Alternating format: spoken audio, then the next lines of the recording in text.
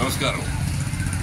Bhagyalakshmi cable network, Sri TV, Pileru పరిసర ప్రాంత ప్రజలకు అలాగే వినాయక భక్తులకు, మా కేబుల్ టీవీ చూసేటువంటి ప్రేక్షకులందరికీ వినాయక చవితి శుభాకాంక్షలు.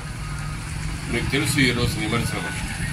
అయితే పెద్ద పెద్ద విగ్రహాలు చేయటం అది ముందే ఉత్సవ కమిటీ వాళ్ళు తెలియపరిచినా కూడా మీరు పెద్ద విగ్రహాలకే ప్రాధాన్యత ఇచ్చారు. ఇక రోడ్డు పని జరుగుతూనే ఉంది, అక్కడక్కడ బ్రిడ్జెస్ ఉన్నాయి. హైట్ ఉండే దానివల్ల ఇబ్బంది పడతారన్న విషయం కూడా తెలుసు.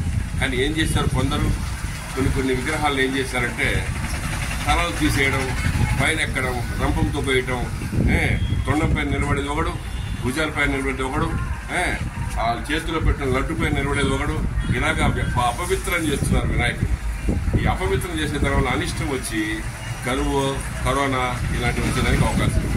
అంటే మన మానవులు చేసే తప్పిదమే ఇది. భగవంతుడు 3 రోజులు బాగా ప్రార్థించి పైన ఎక్కి ఉచ్చబోసి తిట్టుకుంటా ఉంచుకుంటా పాన్పరాకేసి నోట్లు వేసి చెత్తంతా వేసి పైన పోయి కోసేది, కండ వరకు కోసేది, చెవులు కోసేది. ఏంటే దరిద్రం ఇది.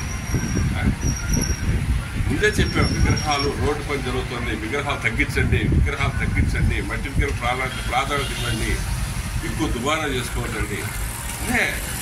హిందువులు చేస్తున్న పెద్ద తప్పేవారంటే ఇదే. అయ్యప్ప మాల వేసుకుంటారు, అన్నీ చేస్తారు. దానివల్ల ఎందుకు దేవుళ్ళని ఎందుకు అపవిత్రం చేస్తారు?